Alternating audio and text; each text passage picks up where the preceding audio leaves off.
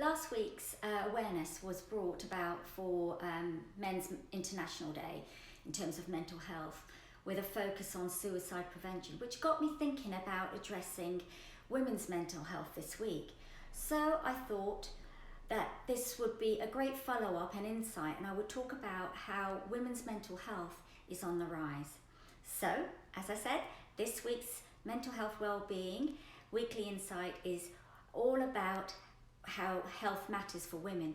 Believe it or not, that mental health problems are just as equal in women as they are in men. The same number of women and men experience mental health problems overall. But some problems are more common in women than they are in men, and vice versa.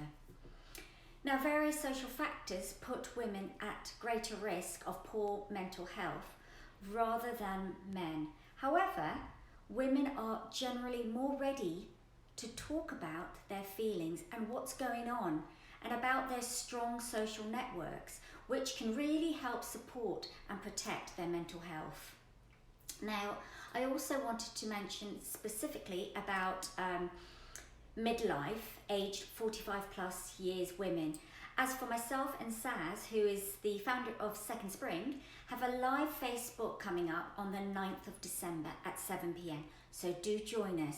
We will be talking about the importance of women 45 plus and how the mental health is affected. So please join. I'll pop the link in the post at the end.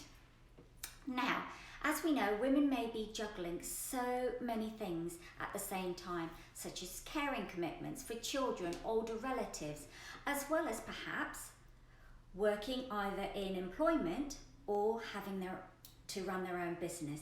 And perhaps some may be facing physical health problems alongside. At the same time, midlife women may find themselves in financial difficulties as a result of lifelong lower pay, part-time working, family caring, widowhood or divorce. This combination can increase their risk of experiencing mental distress. Now, it's important to recognise that men and women experience a mental health problem, but some problems are more common in women than they are in men, as I mentioned before. So, for example, let's look at women. Women are more likely to have been treated for mental health problems simply because women have a greater willingness to acknowledge that they are troubled and they do seek support. It may also reflect doctors' expectations of the kind of health problems that women and men are likely to encounter as well. Now, approximately 25% of people who die by suicide are women. But this is slowly changing. Again, women's greater emotional literacy and willingness to talk to others about their feelings and seek help may protect them from all the suicidal feelings and thoughts. Being a mother also makes women less likely to take their own lives. Interesting facts there. Now, women can particularly be exposed to some of the factors that increase the risk of poor mental health because of the role and status that they typically have in society. Now, the traditional roles for women from certain or some ethnic groups living in the UK can increase their exposure to these risks. The social factors particularly affecting women's mental health, for example, can be that more women than men are main carers for their children, and they may care for other dependents, relatives alongside. Intensive caring can affect emotional health, physical health, social activities, and even finances. But also through that we are seeking more men taking on roles of the dad. Some women are pretty good at multitasking and juggling different roles, often having to do this. They may be mothers, partners and carers as well as doing their paid work and running their households. So they are juggling a lot of things at the same time. Even though things have shifted, but there are still many women who are overrepresented also in low income, low status jobs, often part-time, and are more likely to live in poverty than men, or if they have a status and a high pressure job, they are found to having to prove themselves even more with greater pressures, therefore causing more mental health problems. Now, poverty can affect their mental health, working from at home or doing the housework all the time, and affecting their safety, particularly by feeling isolated. Now, an important one is sexual abuse between women and girls. This has a very long-term impact on mental health, especially if support isn't received around the abusers. Mental health problems affecting more women than men. However, that is not to say that there are women who do not talk and seek help, because absolutely there are some women who do find it hard to talk about, how to express their difficult feelings, and instead what they do is internalize them, which in result causes them to lead or have more health problems like depression and eating disorders.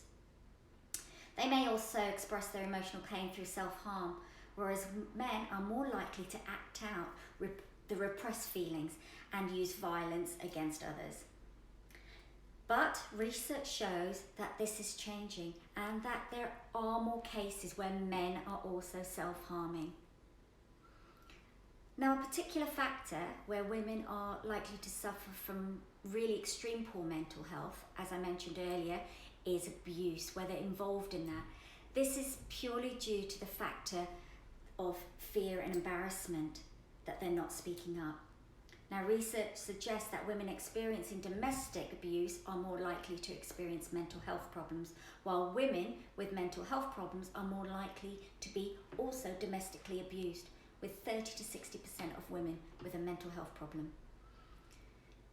So, domestic violence is associated very much with depression, anxiety, PTSD, and even substance abuse in a general population. Now, exposure to domestic violence has also a significant impact on the children's mental health. And you know what, I could go on talking about this subject matter.